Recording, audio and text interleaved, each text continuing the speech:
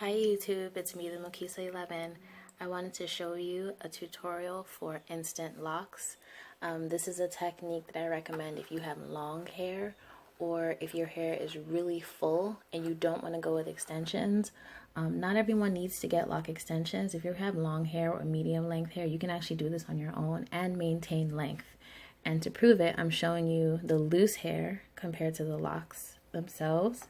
Okay, so it's only losing about maybe 1.5 to 2 inches, and that's really not much. So you can potentially keep your length without having to spend all the money for the extensions and just get this done in one shot. Okay, so I'm going to show you the materials I'll be using. This is the measuring tape. I got it from Target, which is a couple of dollars. I have a rat tail comb. I have a crochet needle, or crochet latch hook rather, and a crochet needle. This is the one I use for my extensions. This is a 12 by 1 millimeter. Okay, so I'm just gonna get started. So as you can see, my mannequin has straighter hair than all my clients. So this is like a wavy texture. It's probably like in the 2 range, maybe 3. So this hair has never been detangled. So it's already kind of, tangled up, but I'm gonna do a little bit of backcombing anyway. Okay, so I'm just gonna start from the root, work my way down. So this is gonna be a combination of interlocking and crocheting. Okay, so I'm just gonna do a little bit more backcombing. And as you can see, we haven't really lost much in inches as of yet. Okay, so now I'm gonna take my trusty latch hook. And this is the way I used to do my lock extensions when I was in New York. If you remember some of my previous videos. But I basically just incorporate a little bit of interlocking so that it can help to keep it stable. And I find that it helps to keep it from getting too puffy. So when you get extensions, for instance, even though it's nice and tight, when you wash it, it still swells a little bit. But when you do the interlocking in between, it kind of prevents it from swelling a lot. So it kind of still stays as a nice, consistent cylinder. And when you're doing this, I recommend doing it in different directions so that it doesn't look like a braid. Okay, so I'm going to start with my crochet needle. And I like to work my way from the root down. When I do extensions, I do it from the ends up. But I'm going to show you what I mean by that. So I'm going to start from the root. And if this was a real person, you want to keep some distance just because it can be a little uncomfortable. So if this was kinky hair, I would basically latch it first. So I would, do something to the root. If your hair is straighter, I wouldn't recommend doing latching for the root because you're going to be seeing these 2 strands like that. That Y. Let me zoom in a little bit. So you don't want to see that. So if your hair is straight, don't do that. Just do the instant lock from here down. And then as your hair grows out and you have more new growth, do more of the instant lock method. But don't latch. If your hair is natural, you can latch it, okay? If your hair is natural coarse, you can latch it because you won't see that Y at the root.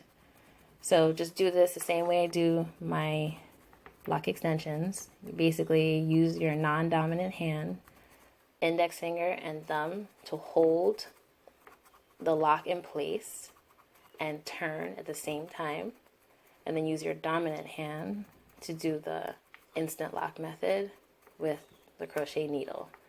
And it's important to turn and not just do the stabbing motion because the turning helps to bring the hairs all the way around into the center of the lock and keep them there and keep it as a cylinder. Okay, that's important. So it's not just important to just stab in place like this because then it's going to look like a tube instead of a lock. Because a lock has bumps and grooves and little imperfections. Every lock has its own character. When you do this technique and you're not turning it, it's just going to look like a very generic cylinder that doesn't look natural. Okay, and that's kind of why I do the interlocking before I start this method too, because it adds to the bumps and grooves to give it even more of a natural look. And it keeps it from swelling. Okay, so I'm just going to keep working my way down. And this is basically all I do. So I may start offering this. We'll see. It's kind of tedious, so I'm still thinking about it. It wouldn't be anytime soon, probably in the next 2 to 3 months. But this is just something that I thought would be helpful to people that, you know, don't really either have the funds or want to, you know, go through getting extensions when they actually have a decent length of hair. You know, if your hair is medium to long length, you do not need to get extensions at all. You can just do this on your own, or you can get someone to do it for you. Like if you're not really accustomed to doing your own hair, I would recommend having a professional do it, or someone that's accustomed to doing braids or twists. And I say that because I think a lot of people have the misconception that, you know, if you know how to do the technique, that's all you need. But the part to lock ratio is one of the most important parts of the process, because if your parts are too big or too small, it's not going to look full. Okay, and it sounds weird because even if it's small, you would think it looks full, but it can look kind of spacey depending on how you part it. So there's no rhyme or reason to it. If you're not being intentional with your parting, it can potentially look really spacey, even if you have more than 100 locks. I have clients that have had less than 80 locks and their hair is completely full. You can't see from the back, side, or front. Okay, so the parting is important. So as long as you can get someone that can part it for you, or you're good at parting yourself using a mirror, you know, a couple mirrors and looking at the back, you should be able to have a really neat installation. So it's not just about the technique, the parting is important. So as you can see, the lock is starting to come together. You can't really see that interlocked portion too much. And this is on straighter hair. This is not even on coarse, kinky hair. So if your hair is straight, this can be done. And if your hair is coarse or curly, it can be done. It just takes a little bit of time. Okay. So I'm just going to keep working my way down. And the objective is to make this look like a lock from day one. You can still do the traditional methods, you know, because I know some people are very, they're a bit extreme when it comes to their passion for dreads. So, you know, it's not to offend anyone, but there are some people that sometimes write comments and I'm not really sure where they're coming from, but it's clear that not everyone likes the cheating that goes on with the lock extensions or instant locks. Some people feel very passionately about it. You know, some people are Rasta, some people it's a spiritual journey. I get it. But, you know, it's a personal preference, regardless of how you start them, whether it's extensions or natural. And my whole thing is no matter how you start them, they should look real. So if you do with extensions, you do the instant lock method, just make it look authentic. And, you know, what people do with their hair is really their business. So, you know, don't let people discourage you. But no matter how you start them, I think it's just best to have them look as authentic as possible, even if they're extensions. So right now, as I'm showing you, is I'm working my way up from the bottom to give you that rounded appearance, even though this was clearly straight hair. So I just go through the core of the lock and just pull up and pull up and pull up and just keep doing that. Okay, until I get most of the hairs rounded up. And then I'm going to do some more instant locking. So I just do that just so there's not a bunch of straight hairs. And there probably will still be some. You could just clip those with scissors. Nothing major. All right, so yeah, that's all you do is just backcomb a little bit to give it a little bit more coarseness to it. Get it a little bit tangled, if you will. Do a little bit of interlocking. And then finish it off with the crocheting with the needle. Okay, and to me, this is a great way to lock your hair without using extensions, without, you know, going through all the stages if you so choose not to, and to kind of save some money too, because, you know, getting the extensions is costly, and then getting them installed is another expense. So with this, you can bypass multiple stages and, you know, just lock your own hair. And if your hair is full, and I mean full like in the front, at the top, the crown, if you have, your hair is basically the same length, essentially, going all the way around, if your hair is healthy, if your scalp is healthy, because I think with this technique and with others, you know, you don't want to see a lot of spaces It doesn't matter how large your locks are, it shouldn't be spacey.